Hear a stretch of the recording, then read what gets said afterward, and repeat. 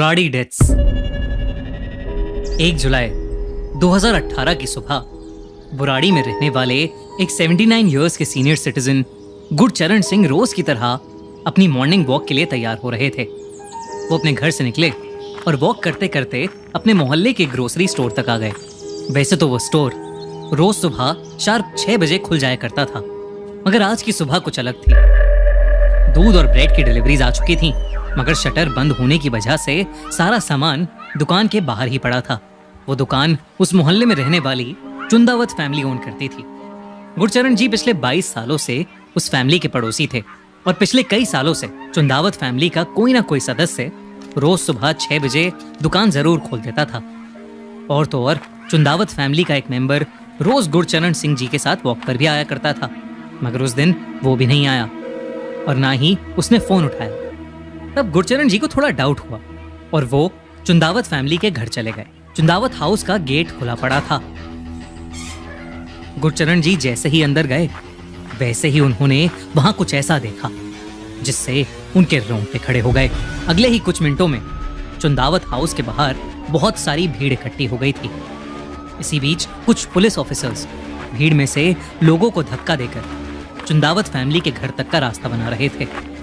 दरवाजा खोलने पर जो पुलिस और आसपास के लोगों ने देखा, वो देखकर सबकी आंखें फटी की फटी रह गईं।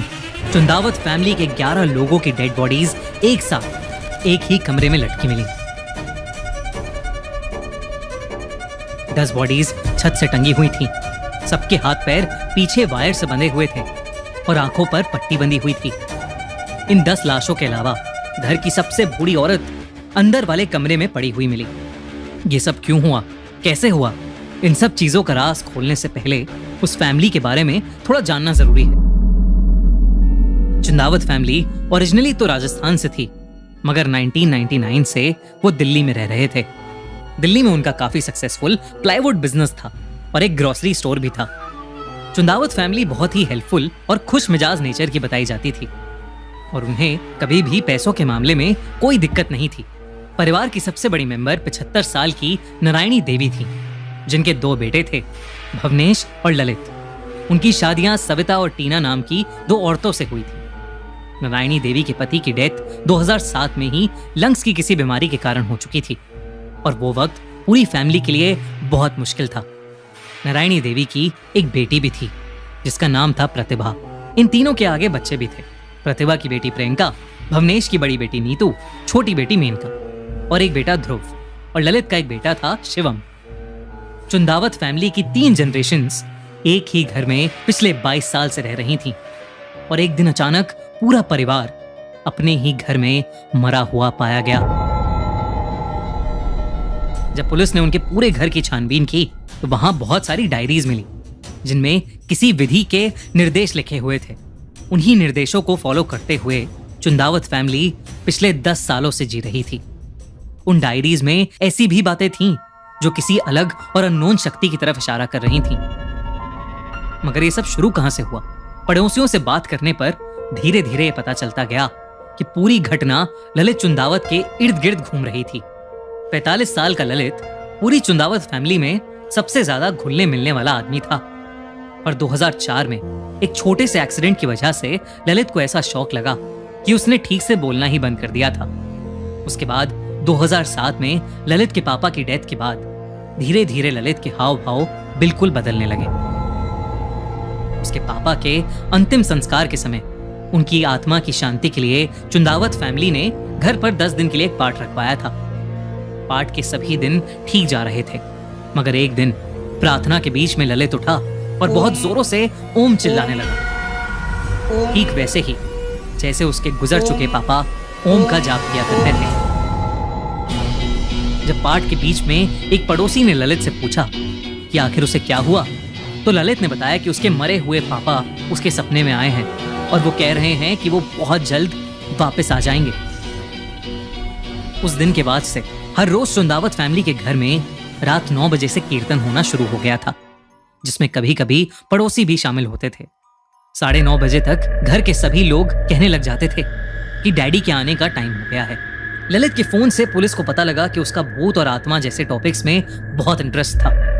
वो रोज इंटरनेट पर पैरानॉर्मल शोज देखने लगा था और अक्सर वो कब्रिस्तान में जाया करता था। घर में रोज चल रही पूजा के बाद उन सभी का लाइफस्टाइल बदलने लगा। शराब और नॉन वेजिटेरियन खाना बंद हो गया और सब वेजिटेरियन बन गए। पूरी फैमिली डायरीज में लिखे इंस्ट्रक्शंस और रूटीन्स को स्ट्रिक्टली फॉलो करने लगी थी। उन सभी डायरीज में से एक डायरी में साफ साफ लिखा था कि उन सबके लटक जाने के बाद एक सुपर नेचुरल फोर्स उनके घर में आएगी और उन्हें मरने नहीं देगी, बल्कि उन्हें मोक्ष देगी। मोक्ष हिंदू रिलीजन का एक कॉन्सेप्ट है जिसमें यह कहा गया है कि अगर इंसान पूरी जिंदगी अच्छे काम करे और भगवान की तरफ मन लगाए तो वो साइकिल ऑफ बर्थ और डेथ से फ्री हो जाता है।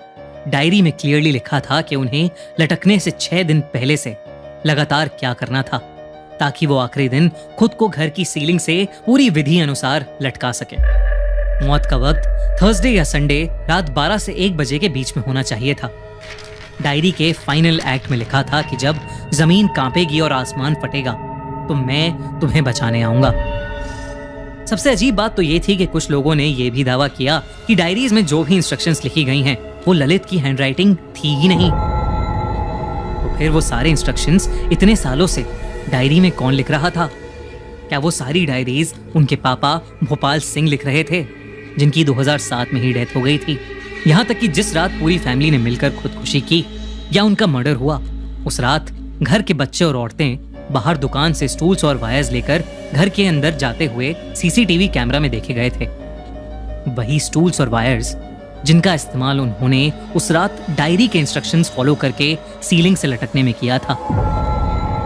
तो क्या उन्हें पहले से पता था कि वो मरने वाले हैं? पुलिस को धीरे धीरे पूरा भरोसा होने लगा था कि ललित चुंदावत को साइकोसिस डिसऑर्डर था। साइकोसिस डिसऑर्डर एक दिमाग की बीमारी है जिसमें इंसान सच्चाई से अलग एक भ्रम की दुनिया में जीने लगता है।